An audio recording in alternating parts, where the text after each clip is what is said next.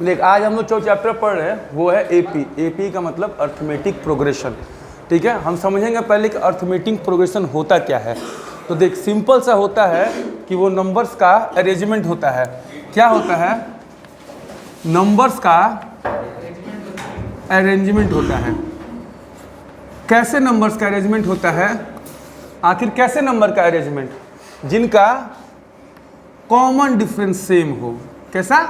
जिनका common difference same हो, ऐसे नंबर्स का अरेंजमेंट कीजिए जिनके बीच का कॉमन डिफरेंस सेम है, तो वो सारे टर्म्स क्या कहलाएंगे? एपी में है। फॉर एग्जाम्पल अगर हम लेते हैं, जैसे एग्जाम्पल हम लोग लिखें 2 4 6 8, ये एक नंबर का कुछ अरेंजमेंट है। एक नंबर लिखा गया 2 4 6 8। ठीक है, अगर हम बोले क्या यह नंबर एपी में है, तो सिंपल सा कोई भी नंबर एपी में है कि नहीं ये चेक करने का सिंपल सा रूल होता है कि जो सेकंड टर्म है वो फर्स्ट टर्म से माइनस हो जाएगा। तो 4 - 2 कीजिए, कितना आएगा? 2। चाहे इस वाले दोनों टर्म को माइनस कीजिए, 6 - 4 कीजिए, कितना आया? 2। तो देखिए जो कॉमन डिफरेंस है वो क्या है? वो 2 2 का कॉमन डिफरेंस है ना। तो जब कॉमन डिफरेंस जिसको किससे डिनोट करते हैं? डी से। सब में क्या आ रहा है? 2। तो बोलेंगे so terms are in AP. क्या कहेंगे?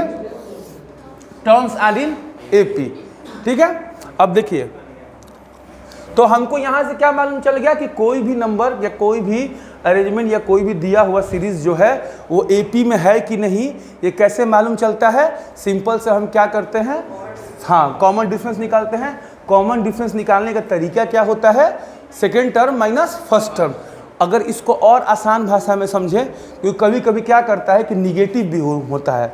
ठीक है, तो उसके लिए सबसे बेटर है आप एक तरीका याद कर लीजिए, फॉर्मूला का नीड नहीं है। आगे वाला टर्म माइनस पीछे वाला टर्म, चाहे वो कैसे भी अरेंजमेंट लिख देगा, उल्टा लिख देगा, सीधा लिख देगा, आपका कभी गलत होगा नहीं।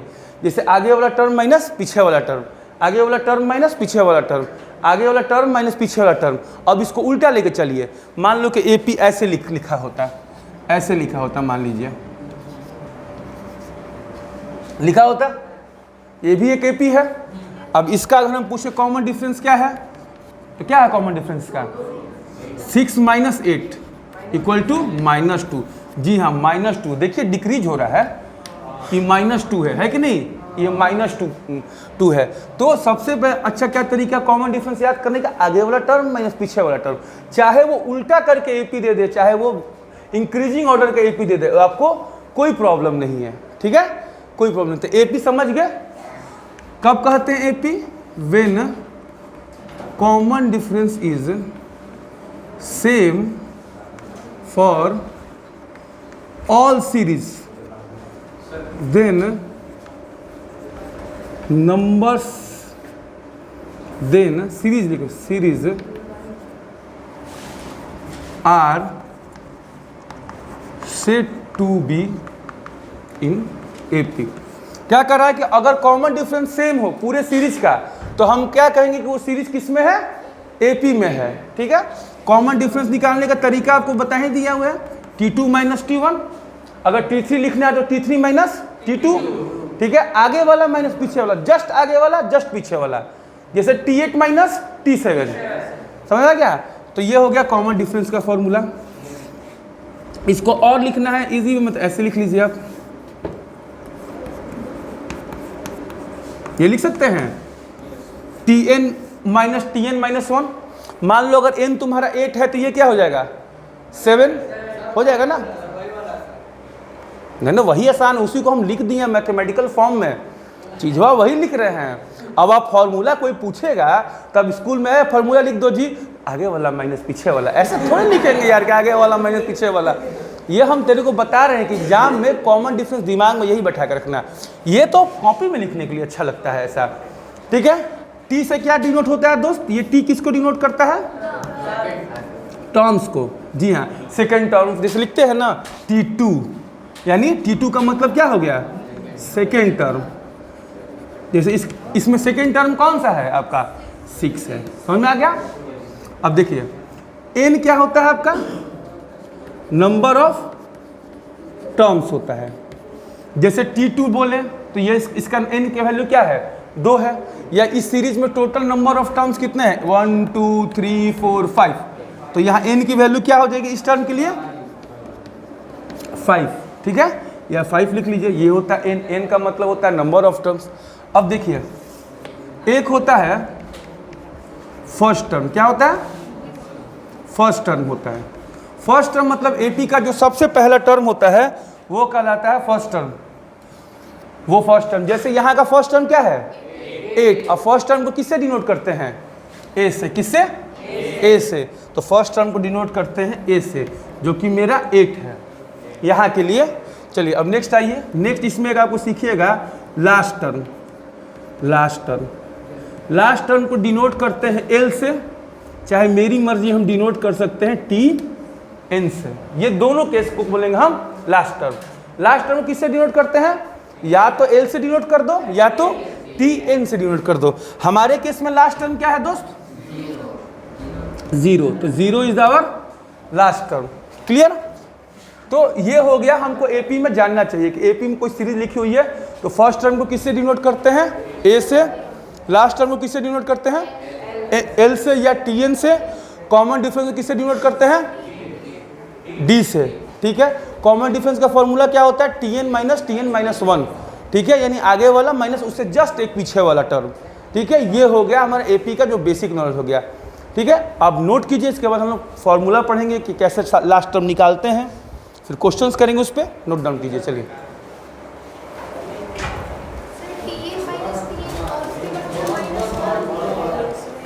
हाँ देखिए, ये पूछ रहे कि टी एन माइनस 1, देखो टी एन का मतलब क्या हो गया, टी एन का मतलब last term minus T N minus 1 का मतलब क्या हो गया कि लास्ट से जस्ट एक पीछे। अगर मेरा लास्ट टर्म 5वां है तो कॉमन डिफरेंस क्या हो जाएगा 5th term minus 4th term, तो लास्ट टर्म 5वां है तो यानी इन यहाँ पर क्या लिखोगे T5 माइनस T5 माइनस 1 कितना होगा 4, तो T5 माइनस T4, तो तुम यही ना करती हो, एक आगे वाला माइनस एक पीछे वाला। अगर मानो तुम्हारा लास्ट टर्म 10 है तो तुम क्या लिखोगे T10 माइनस T9, तो देखो T10 माइनस T9 बन जाएगा। n की वैल्यू कितना लास्ट टर्म 10 है तो n यहाँ 10 लिखोगी, तो T10 माइनस T9 हो गया।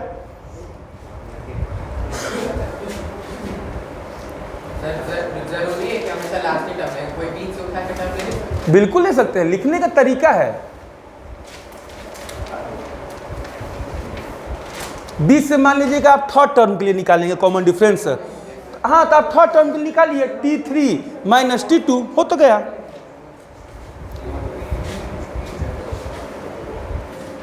अरे तो एपी में हम लोग कुछ इंपॉर्टेंट दो फार्मूला आपको पढ़ना है बेसिकली, ठीक है। तो एपी में हम आपको 2 इंपॉर्टेंट फार्मूला बता देते हैं जिससे आपका ये चैप्टर बन जाएगा।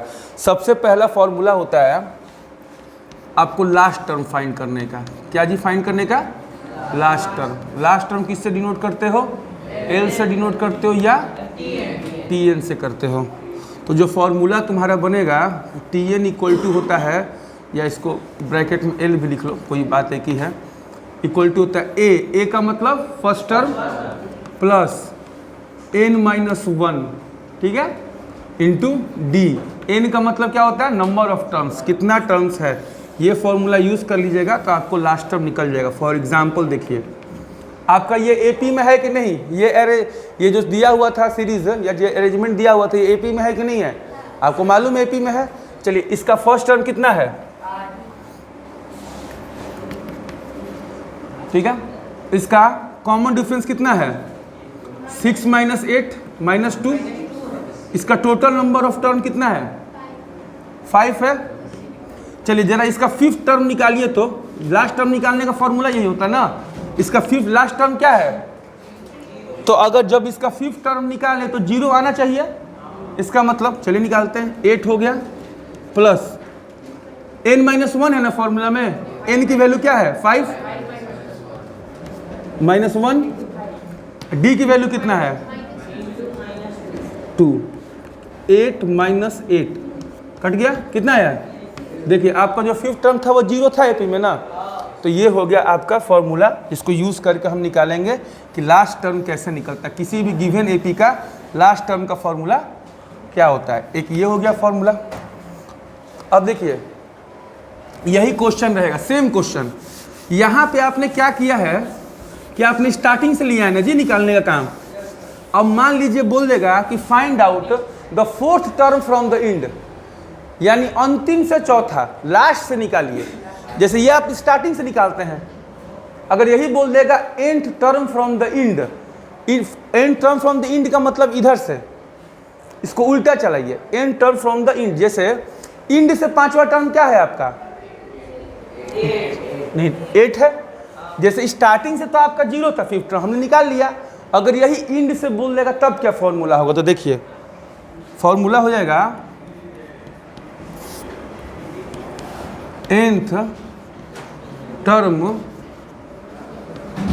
From the end, nth term from the end निकालना है, ठीक है, कुछ नहीं करना। देखिए आप L equal to A plus n minus 1 into D पढ़े हैं ना, ये L कब निकालते हैं? लास्ट से। जब L लास्ट टर्म होता है तो A आपका क्या होता है? और इसका जो निकलता है अरेंजमेंट वो कैसे होता है? स्टार्टिंग से होता है ना। क्या आपको स्टार्टिंग से निकालना है? क्या आपको स्टार्टिंग से निकालना है? इन से निकालना है ना भाई। तो जब इन से निकालिएगा तो अब आपका फर्स्ट टर्म क्या होगा? 0। और आपका अंतिम वाला टर्म क्या होगा? यानी जो L है वो A बन जाएगा और जो A है वो, इसका मतलब को फाइंड क्या करना है इस केस में? L की A फाइंड करना। वेरी गुड, A फाइंड करना है। काम खत्म हो गया ना दोस्त, आ तो गया आंसर। लो अभी फॉर्मूला याद करने जाओगे ना तो हम कंफर्म बताते एग्जाम में भूल जाओगे, याद नहीं रहता ये फॉर्मूला, ये हमको आज तक नहीं याद है फॉर्मूला। लेकिन इसका जो टेक्निक याद रहेगा ना तो निकाल लोगे, फट निकाल लोगे इसको तुरंत कैसे निकलता है, ठीक है। क्यों? क्योंकि इस केस में जब इंड की बात करेंगे तो इंड वाले केस में जो मेरा लास्ट टर्म है वो becomes first term and the first term become, formula वही है। तो यहाँ पे ये L मेरा क्या बन गया? A, और A मेरा क्या बन गया? L। हमको फाइंड क्या करना था? एक्चुअली A ही फाइंड करना था। तो A फाइंड करना है तो A इक्वल टू आ तो गया, समझाया? हाँ, ये माइनस नहीं होगा, ये पूरा टर्म इधर आ जाएगा, A इक्वल टू इतना हो जाएगा ना, यही तो हो मेरा एक्चुअली। जैसे इस केस में देख लो, अब इसी केस में हम तुमको बोल रहे हैं कि तुम फाइंड करो, जैसे मान लो तुमको बोले कि find fourth term from last. कौन सा जी? Fourth term from last. चलो निकालते हैं। T4 निकालना है ना, T4 निकालना लास्ट से। अब बताओ A क्या है तुम्हारा? ये A है ना, लास्ट के लिए यही तो A है, तो 0 पुट कर देंगे प्लस कितना टर्म? 4 है ना, n की वैल्यू 4 माइनस, सॉरी माइनस था, 4 माइनस 1 हो गया। और D कितना था तुम्हारा? D की बात कर रहे हैं, D पुट करते हैं ना, तो 0 माइनस 2 कितना आया?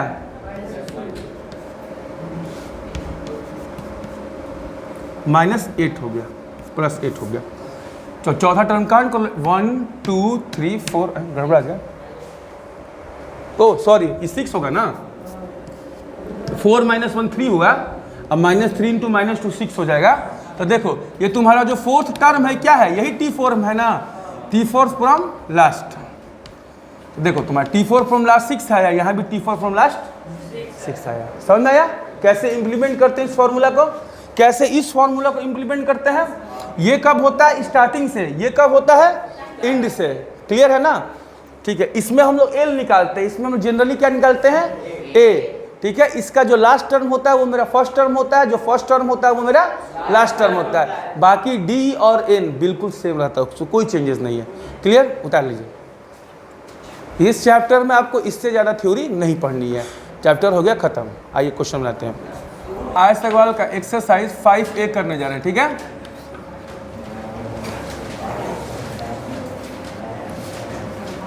आयुष अग्रवाल का, ठीक, कोई दिक्कत नहीं।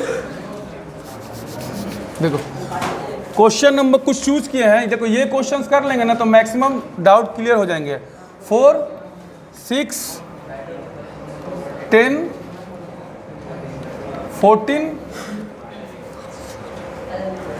16 19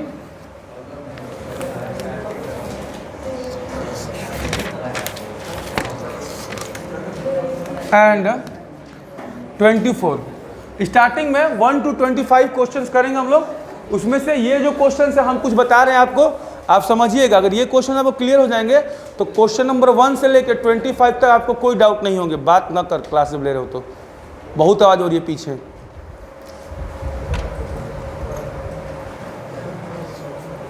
क्वेश्चन नंबर 4 सब कोई पढ़े तो आइए क्वेश्चन नंबर 4 पढ़िए सब कोई। देखिए क्वेश्चन नंबर 4 में if P find the value of P for which number 2P - 1 3P + 1 and 11 are in AP। क्या कह रहा है कि आपको सुनो, आपको P की वैल्यू फाइंड करना है और कुछ टर्म दिया है। बोला है 2P - 1 3P + 1 और 11 आर इन AP। तो आपको P की वैल्यू फाइंड करना है। आप एक बात बताइए, अगर कोई भी टर्म या कोई भी नंबर AP में है, इसका क्लियर मतलब क्या है कि उसका कॉमन डिफरेंस क्या होगा, आपस में सेम होगा। तो इसका मतलब हम बात करें तो first term, second term, third term, तो हम ऐसे लिख सकते हैं T2 - T1 equal to T3 - T2 लिख सकते हैं ना। तो T2 क्या है, सेकेंड टर्म मेरा क्या है, ये सेकेंड टर्म है, this one is our first term and ये थर्ड टर्म। T2 आइए 3P + 1 minus 2P - 1 equal to 11 minus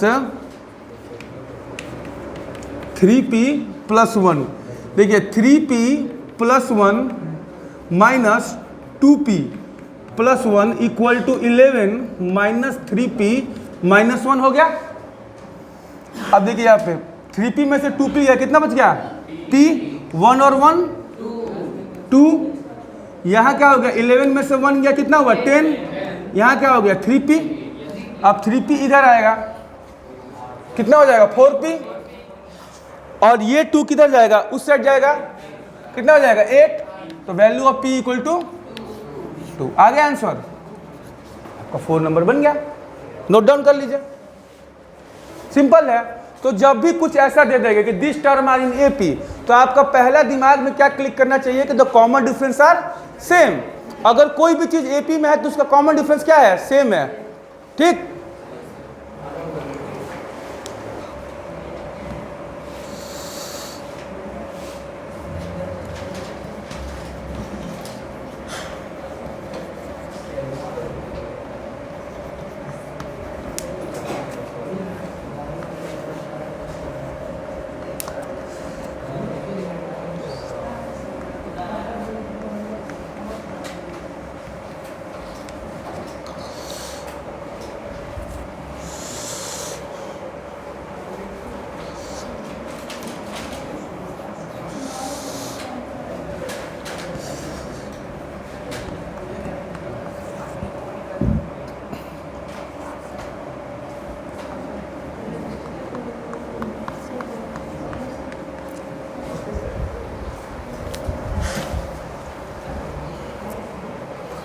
देखिए क्वेश्चन नंबर 6 में क्या है।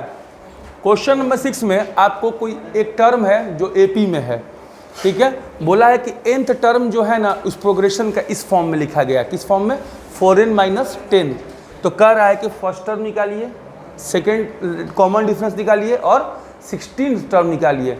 16 टर्म निकालिएगा मतलब T16 निकालिए।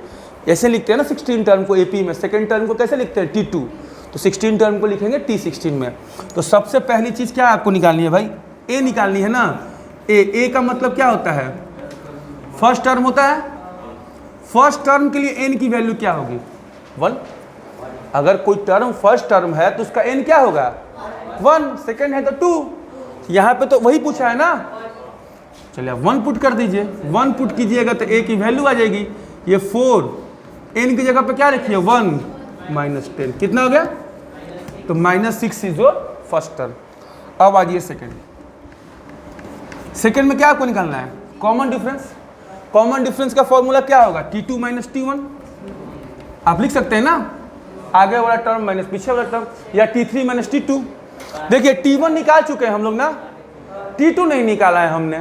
तो क्या T2 निकालना पड़ेगा? बिल्कुल। जैसे T1 यहाँ पे T1 लिखने के लिए आपके पास है -6, लेकिन आपके पास T2 कहाँ है? नहीं है ना, T2 नहीं है ना, तो आप T2 निकाल लीजिए। तो n = 2 पुट करिएगा तो आपको T2 का वैल्यू आ जाएगा। T2 का वैल्यू कितना हो जाएगा? 4 × 2 - 10 कितना हो गया? -2। अब क्या निकालना है? Common difference. Then D = T2 कितना है? -2 माइनस T1 कितना है आपका? -6।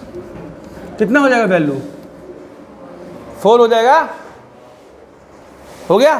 तो आपका कौन सा आ गया? D भी आ गया, A भी आ गया। अब क्या निकालना है? 16। आप इसको दो तरीके से बना सकते हैं। एक तो आप n = 16 पुट कर दीजिए, आपको T16 निकल जाएगा, क्योंकि आपको 16वां टर्म निकालना है तो n की वैल्यू क्या होगी? 16। या एक तरीका ये भी है कि आपको 16वां टर्म निकालना है ना। एक बात बताइए कि हम इसको ऐसे लिख दे तो कोई परेशानी? सोचिए कैसे लिखेंगे। देखिए कॉमन सेंस की बात है। 1 2 3 4 आप लिखते हैं ना, ये AP में है, AP में है ना। एक बात बताइए, इसका चौथा टर्म हमको लिखना है T4। ये बहुत आपको काम आएगा ये फॉर्मूला, इसी से बहुत सारा क्वेश्चन बनेगा। आपको क्या लिखना है? T4। तो इसको आप बेसिक ऐसे नहीं लिख सकते हैं। A का मतलब क्या हो गया? पहला टर्म। तो आपने 4 में से कितने नंबर लिख दिए हैं? 1 लिख दिया ना। और कितने बचे हैं? 3। तो 3 को डिफरेंस को जोड़ दीजिए तो आ नहीं जाएगा। AP तो ऐसे ही तो बनता है, देख लीजिए करके। A कितना है आपका? 1। ऐसा कॉमन डिफरेंस कितना है? 1। तो 3 × 1 4। देखिए आपका T4 तो 4 है। अगर इसे आपको बोला है T20 लिखिए तो A का मतलब क्या है कि जो 20 टर्म है उसमें से 1 तो लिख दिए, और कितना बचा? 19। तो 19 को कॉमन डिफरेंस जोड़ दीजिए। अरे भैया AP जो प्रोग्रेस करता है वो कॉमन डिफरेंस के बेसिस पे करता है ना। फर्स्ट टर्म और सेकंड टर्म के बीच में क्या अंतर है? D का। थर्ड टर्म के बाद क्या अंतर है? D का। फोर्थ फिफ्थ में क्या अंतर है? D का। तो कोई टर्म लिखना है तो उसमें को पहला टर्म लिख दीजिए और उसको सारा D को जोड़ दीजिए, आपको टर्मों तो मिल जाएगा ना, क्योंकि वही तो अंतर है। 2 का हो, चाहे 3 का हो, चाहे 4 का हो, चाहे 5 का हो। तो जब भी बोलेगा टर्म लिखने का तो आप उसको उसी तरीके लीजिए। जैसे बोलेगा 100th टर्म तो A + 99D हो गया। A + 99D लिख सकते हैं। अगर आपको बोलेगा 50 टर्म A + 49D। ठीक है, चलिए तो इसको A + 15D लिख दे। क्लियर है? A में मतलब 1 टर्म हो गया, बाकी 15 कॉमन डिफरेंस। A आपका कितना था? -6 प्लस, और D कितना था आपका? कितना हो गया?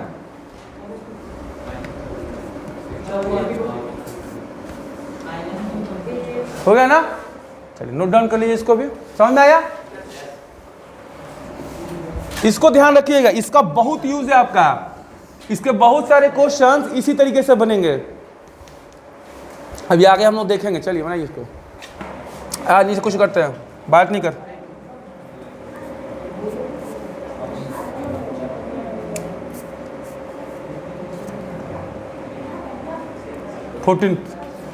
देखो क्वेश्चन नंबर 10 करा दिए ना। अच्छा क्वेश्चन नंबर 10 करते हैं। आ जाओ, पहले 10 बचा हुआ। देखो 10 में तुमको दिया है 3 8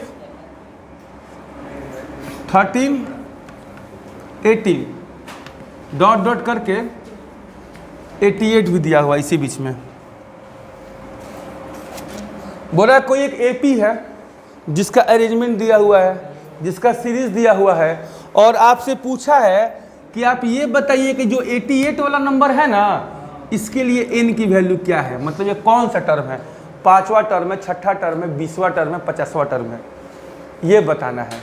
चलो अभी के अरेंजमेंट में हमको कुछ नहीं मालूम है, लेकिन इतना मालूम है ना कि भैया ये मेरा L है। इतना तो मालूम है कि यही लास्ट टर्म है, इसके बाद कहें कि कुछ लिखा नहीं गया था। तो अभी के लिए L है, और ये क्या है मेरा? A है। चलिए जितना मालूम उतना लिख लेते हैं। A कितना है? 3।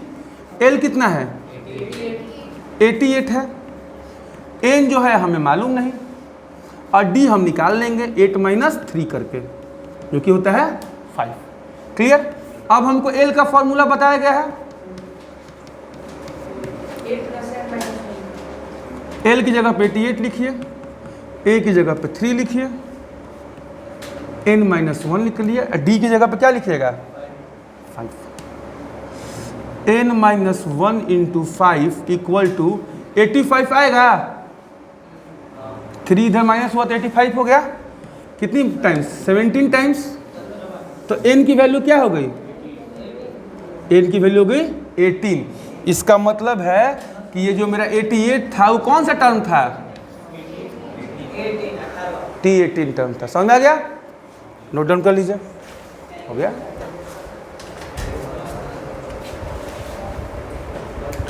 टू द रूट ना सर। आइए 14 नंबर क्वेश्चन करते हैं। ठीक है, ये हो गया ना? क्लियर हो रहा है कि क्वेश्चन? हाँ बिल्कुल बिल्कुल, एक एक क्वेश्चन और कॉन्सेप्ट क्लियर करते हुए चलेंगे। ठीक है, इसी पे बेस्ड है। जो क्वेश्चन हमने छोड़ दिए वो सारे अब आपके बन जाएंगे, वो सारे इसी कॉन्सेप्ट पे बेस्ड है। अभी हम लोग आय सवाल कर रहे हैं, चैप्टर खत्म होते एनसीईआरटी कर लेंगे, देन आरडी शर्मा कर लेंगे, देन मानेंगे चैप्टर एंड हो गया कंप्लीटली। ओके, अभी स्टार्टिंग आय सवाल से ही करेंगे। नेक्स्ट क्वेश्चन है 14 नंबर क्वेश्चन पढ़िए तो। देखिए क्वेश्चन क्या रहा है, एक एपी दिया हुआ है। क्या है अरेंजमेंट इसका, जरा लिख ले। 8 है, 14 है, 20 है, 26 है। लिखा है कि will be 72 more than 41st term.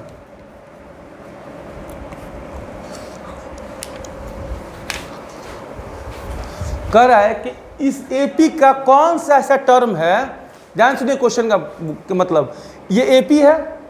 कह रहा है कि इस एपी में वो कौन सा नंबर है या कौन सा टर्म है, टर्म बताना है। ठीक है, कि कौन सा टर्म है जो कि इसके 41st टर्म से कितना ज़्यादा है। ठीक, सबसे पहले तो हमको मालूम ही नहीं है कि इसका कौन सा 41st टर्म है, तो 41st टर्म पहले निकाल लेते हैं। देखिए टी 41st टर्म निकालना है ना, क्योंकि आपको पहले मालूम तो हो कि भैया 41st टर्म है क्या, उसके बाद ना डिसाइड कीजिएगा कि नंबर कितना, कौन सा नंबर होगा जो इससे 42 ज़्यादा होगा। तो 41st टर्म के लिए क्या लिखेंगे, a प्लस 40d। किसी को प्रॉब्लम? इसके लिए a कितना है 8 प्लस 40, d कितना है 14 माइनस 8, कितना हो गया d की वैल्यू? यहाँ d निकाल लीजिएगा साइड में, कितना हो गया d की वैल्यू 6 ना। हाँ 40 इंटू 6, ये हो गया आपको 248। आपका 41st टर्म कौन हो गया 248। अब क्या कर रहा है कि which term will be 72 more than इतना ना, तो इसमें आप 72 जोड़ दीजिए, क्योंकि जो टर्म है वो इससे क्या है 72 ज़्यादा है। हम मान लेंगे कि वो टर्म मेरा लास्ट टर्म है, कुछ नहीं दिया तो हम लास्ट टर्म तो लिख ही सकते हैं उसको। इससे ज़्यादा है ना, इससे कम नहीं ना है कि लास्ट टर्म नहीं लिख सकते हैं, इससे ज़्यादा ही है तो लिख दो 72 ऐड करो, कितना आ गया 320 आ गया। अब इसके लिए n की वैल्यू निकाल दो, a plus n minus 1 into D equal to 320। a की वैल्यू कितनी थी 8, n माइनस 1, d की वैल्यू कितनी थी 6 equal to 320। n minus 1 into 6 equal to 300, ये तो है ना 12 हो गया।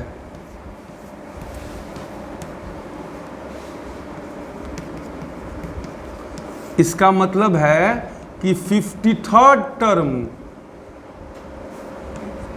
Is 72 more than 41st term. समझ में आया?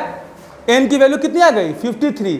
इसका मतलब हम कहेंगे कि जो 53 टर्म था वो उसके 41st टर्म से क्या था 72 ज़्यादा था।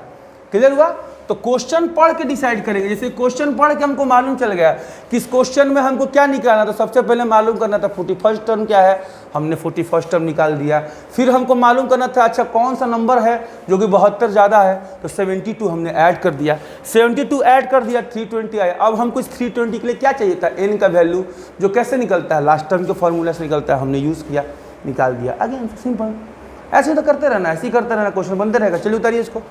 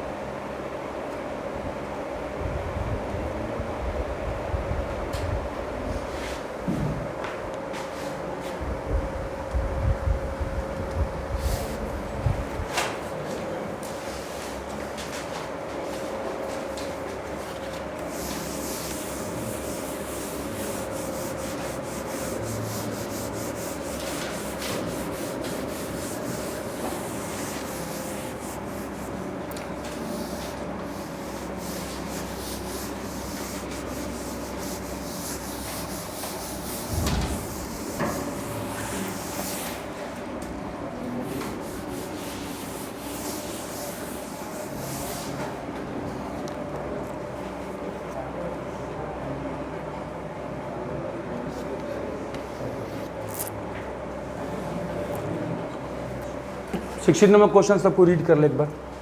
इन 16 number question, if the 10th term of AP is 52, क्या दिया है आपको? 10th टर्म दे दिया है ना, तो आप ऐसे लिखिएगा T10 equal to A plus 9D equal to 52। Clear? एक चीज हमको मिल गया इन्फॉर्मेशन। अब नेक्स्ट कह रहा है कि 17 term is 20 more than is 13 term. कह रहा है कि जो 17वां टर्म है वो 13th टर्म यानी 13वें टर्म से क्या है, यानी ये कुछ कह रहा है।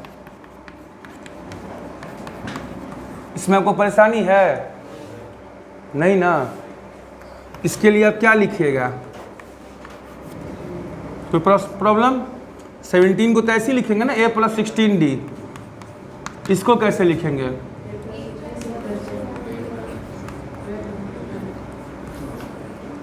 हो गया? देखिए a से a क्या हो गया भाई साहब? 16D minus 12D equal to कितना आ गया? तो D इक्वल टू कितना आ गया? 5 आ गया। a plus 9D equal to कितना था आपका? 52। a plus 9 into 5 equal to कितना हो गया?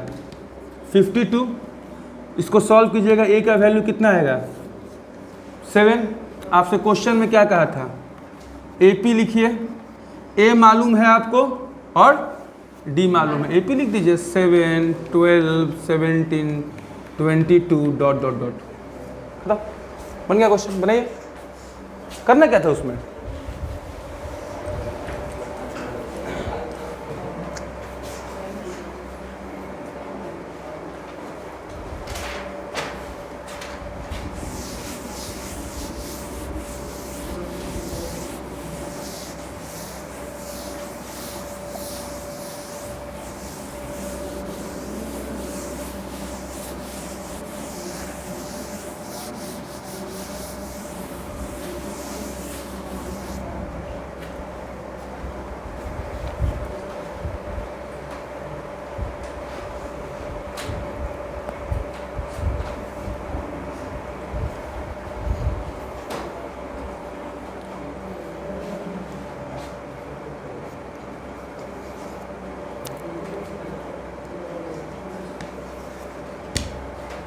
आई 19 क्वेश्चन कर लेते हैं, लास्ट आज का।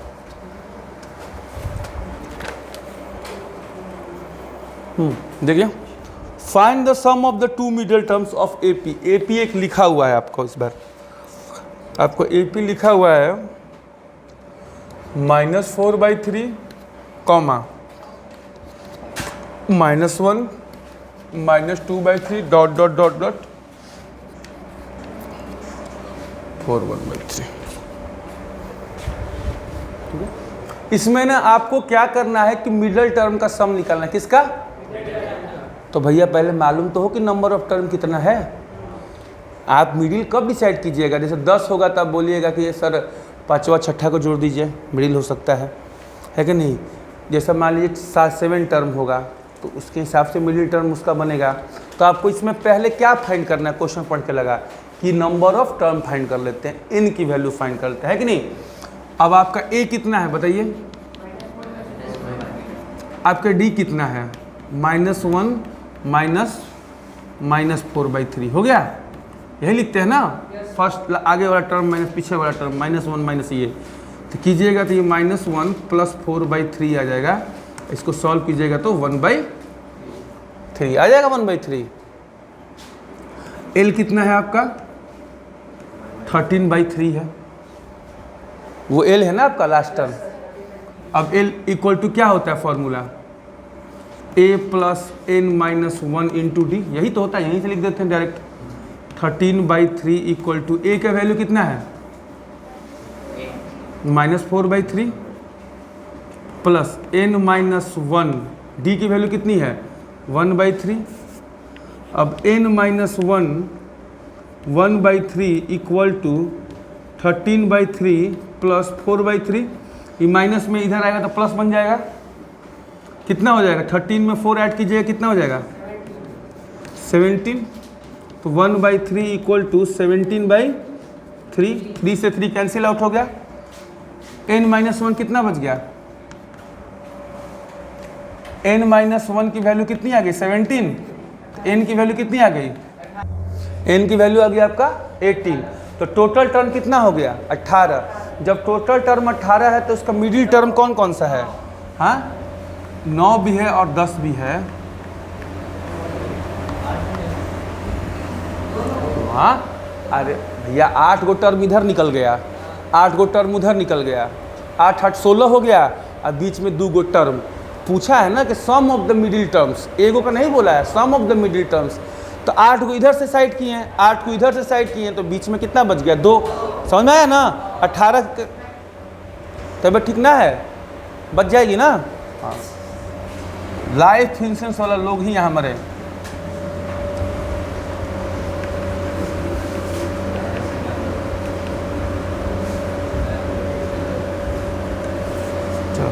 A plus 9D, 2A plus,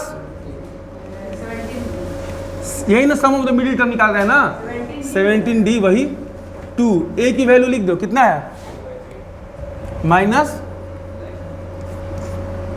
plus D की वैल्यू लिख दो 1/3, 17 में -8 करोगे कितना आएगा,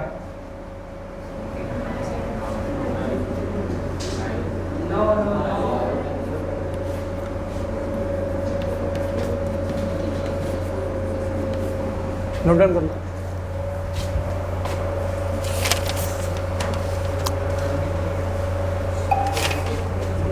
देखिए आपका 19 तक हम करवा दिए हैं, मतलब क्वेश्चन नंबर 20 तक आपके सारे क्वेश्चंस बन जाएंगे। तो कल हम लोग डाउट ले लेंगे, आप लोग होमवर्क लिख लीजिएगा अपना 5A 1 to 20, ये सबको बना कर लाना है। नहीं एग्जाम्पल हम लास्ट में करवाएंगे आपको।